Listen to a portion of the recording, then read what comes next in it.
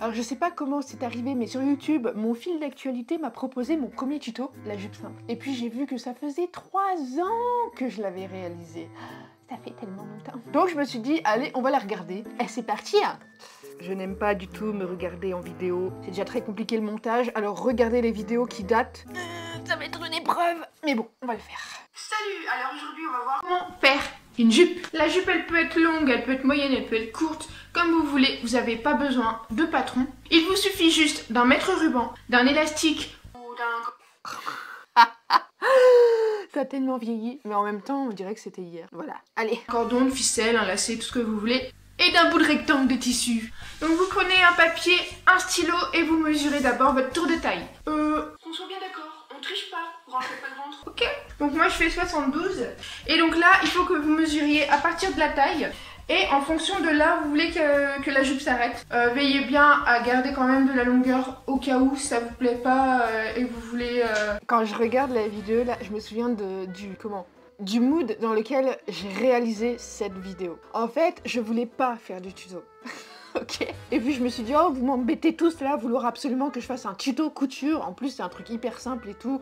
C'est tellement facile que ça va servir à rien. Mais bon, je vais le faire quand même. Si c'est pour vous faire plaisir, voilà, autant le faire. Donc je l'ai fait en mode je m'en foutiste. Et alors, quelle a été ma surprise? Cette vidéo, c'est une de mes meilleures de ma chaîne. Enfin, une des vidéos qui a été le plus regardée. Et surtout, là, je viens de voir le nombre de commentaires. Il y en a beaucoup, 293. Je vais pas pu répondre à tout le monde. Et c'est exactement et toujours les mêmes questions qui reviennent. Alors que j'ai répondu à certains commentaires. Mais bon, imagine que je vais pas répondre à chaque fois à tout le monde à la même question. Et malgré mes réponses, au fil des années, ça continue à me poser exactement les mêmes questions. Super tuto, par contre, je n'ai pas compris au niveau de la découpe du tour de taille. Par contre, si je veux faire une fente sur le côté, comment je fais? Merci de ton aide. Quelle longueur d'élastique faut-il prendre? Merci. Petite question pour la découpe du tissu. Oui, la première étape. Du coup, on prend tour de taille x2, car sinon, je pense que mes fesses ne passeront pas. Je ne comprends pas la dimension du tissu indépendamment des ourlets. Pourquoi toujours repasser avant de coudre? Mais du coup, l'élastique, il fait 2 fois la taille de la largeur de jupe. Bon, je vais pas tous vous les lire parce qu'il y en a beaucoup. Alors, tu te calmes tout de suite? Non, on ne se moque pas de ce genre de questions très simples, qui paraissent vraiment cons, mais il n'y a pas de questions cons, surtout pour un débutant qui démarre la couture, parce que tout paraît tellement compliqué, on a vraiment du mal à prendre du recul et à se poser les bonnes questions. C'est normal. Il y a tellement de trucs à apprendre en couture que ça peut être une épreuve à chaque petite étape que tu fais, à chaque petit pas, chaque petite marche d'escalier.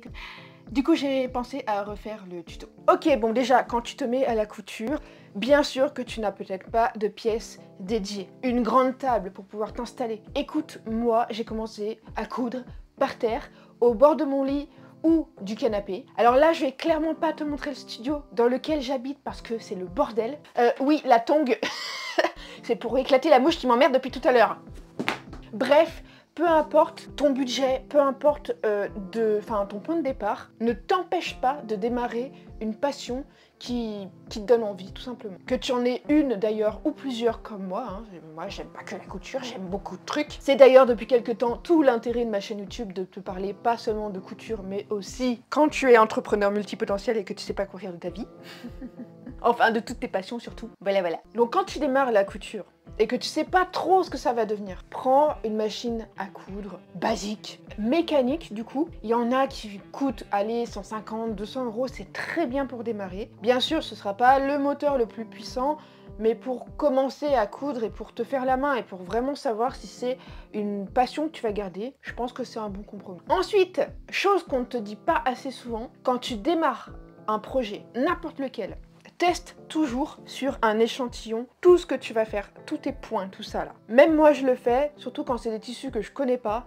Et c'est important en fait de tester à chaque fois pour régler ta machine à coudre. Et ça d'ailleurs, tes points de base, tout ça, je t'explique tout dans une formation qui est gratuite. Regarde bien dans la description, de toute façon, tu as tout, je t'ai tout mis. Le matériel, cette fameuse petite formation gratuite, je te mets tout. Ok? Jusque là, je pense qu'on est bon. Pareil, au-delà de la machine à coudre, on pense qu'il faut une tonne de matériel pour démarrer, une installation particulière ou quoi. Écoute, moi, comme je te disais, j'ai commencé sur la table de cuisine de ma maman et embêter toute ma famille au passage avec le bruit de la machine à coudre dans toute la maison.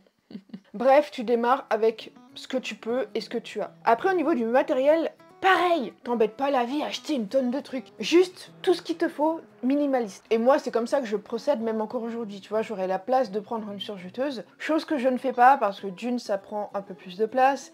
Deux, bah, selon ce que je veux acheter, c'est un autre budget.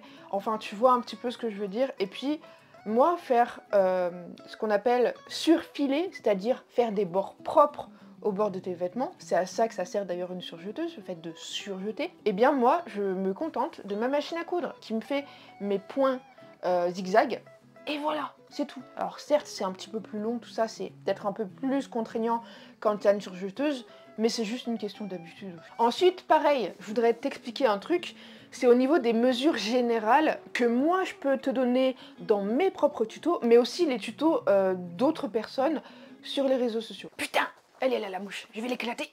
Je l'ai eu. Dégage. Ça me dégoûte. Et donc, quand tu regardes un tuto, quand tu écoutes ce que la personne te dit, notamment moi par exemple, ça a été le cas pour mon premier tuto. Bien sûr que je me sers moi-même de modèle. Et parfois, on oublie peut-être certaines explications parce qu'il y a tellement de trucs à dire que c'est pas possible de tout dire dans une vidéo de 10 ou 15 minutes. Et puis bon, faire une vidéo d'1 heure pour un tuto, je pense pas qu'il y aurait grand monde qui regarderait finalement. Donc la meilleure chose que tu puisses faire, c'est tout simplement de vérifier avec un mètre ruban. Par exemple, tu fais tes petits calculs, tout ça, et tu vérifies. Là, dans le cas, par exemple, de mon tuto sur la jupe, j'ai dit 2 fois le tour de taille. Donc moi, c'est ce que j'ai fait. J'ai pris 2 fois mon tour de taille, ok, et je l'ai multiplié par 2, ce qui me donne exactement ça. Tu vois, je m'embête même pas à calculer, là, je prends juste mon mètre ruban et je teste. Et c'est là où, du coup, j'ai mon tour de taille x2 et je vérifie, tout simplement, en passant le mètre ruban comme ceci, ok. Et parfois, bah, peut-être que tu as une grande différence entre ton tour de taille et ton tour de hanche, et du coup, ça peut ne pas passer. Donc c'est à toi de t'adapter, bien sûr, en fonction des informations que tu entends. Et oui, en plus, je faisais mon premier tuto, je peux pas être parfaite, hein. Donc conclusion, quand tu as le moindre doute, eh ben, tu testes sur toi et tu te mesures. C'est la meilleure façon de faire pour être sûr de toi avant de couper ton tissu et de gâcher du tissu parce que tu l'as coupé et que du coup, bah, t'as compris. Hein. Et c'est grâce à ça que tu arrives à coudre une infinité de vêtements. Et oui, moi j'en ai fait 2 pour l'occasion, 2 petites jupettes. Hein. T'as vu, hein. Donc j'espère que ces petits tips t'aideront à y voir plus clair et à comprendre un peu mieux comment faire quand tu démarres la couture et que tu essayes de faire ton premier vêtement et ton premier tuto. Et encore un truc que je voulais ajouter, on me dit souvent, oui mais Julie tu comprends, moi j'ai pas ton talent, je sais pas coudre des vêtements, je démarre, c'est impossible de coudre des vêtements la première fois que je couds. Et ben laisse-moi te dire que, bien sûr que si, un talent, ça se développe. On ne naît pas avec un talent. On le développe en travaillant tout simplement, comme moi j'ai pu le faire. Et tu peux le développer très rapidement selon, si tu te donnes les moyens d'apprendre. Ça dépend aussi du nombre d'heures que tu vas passer au démarrage. Il y en a qui vont apprendre plus lentement que d'autres aussi. Ça dépend de chacun, on n'est pas tous fait pareil. Et moi je peux t'apprendre justement à te donner les clés pour démarrer et justement te montrer absolument toutes les techniques que je peux dans des cours hyper simples où tu vas pouvoir choisir le modèle que tu veux à chaque fois. Et là, en l'occurrence, j'ai refait ce tuto dans un cours où je te montre avec 2 techniques. C'est pourquoi, en fait, tu as vu les 2 jupes que j'ai sur moi, parce que j'ai retourné un autre tuto ultra détaillé. C'est-à-dire que à la fois je te montre le tuto, mais à la fois aussi je t'explique les bases de la couture. Et puis c'est cool parce que c'est pas trop théorique. On a un vrai projet à la fin. Ce petit cours, ce sera pas le seul, il y en aura d'autres avec d'autres modèles, comme j'ai déjà pu le faire avec le pantalon palazzo et le manteau à carreaux. Et comme ça, je t'impose pas mes cours et tu choisis le modèle que tu veux faire. Et là, normalement, à la fin du cours, tu ne devrais plus avoir de questions, en tout cas en ce qui concerne le projet que tu veux faire. Voilà, ça me tenait vraiment à cœur que tu puisses réussir ton projet et que tu puisses derrière être autonome et reproduire autant de fois que tu le souhaites ton petit vêtement, que tu puisses aussi le faire pour toi ou pour quelqu'un d'autre. Cette jupe en l'occurrence, ce qui est bien c'est qu'elle s'adapte à n'importe quel âge, donc c'est cool. En plus profites-en parce que c'est un petit cours qui est hyper abordable et il y a une offre de lancement. Ce petit cours il est sorti aujourd'hui et je te laisse aller voir pareil dans la description, il y a tout, je te l'ai déjà dit. Et puis voilà, encore une fois, je l'ai dit, la couture revient. Moi, j'ai repris goût à tout ça, donc c'est cool. J'ai envie de me surpasser et de vous montrer ce que je sais faire aussi, au-delà des tutos hyper simples comme j'ai pu le faire depuis le début. Me challenger en tant que couturière, je pense qu'on va bien rigoler. Regarde-moi ça, jupe à porter en toutes circonstances, même en randonnée. Eh, c'est pas magnifique. Ah, elle est tombée.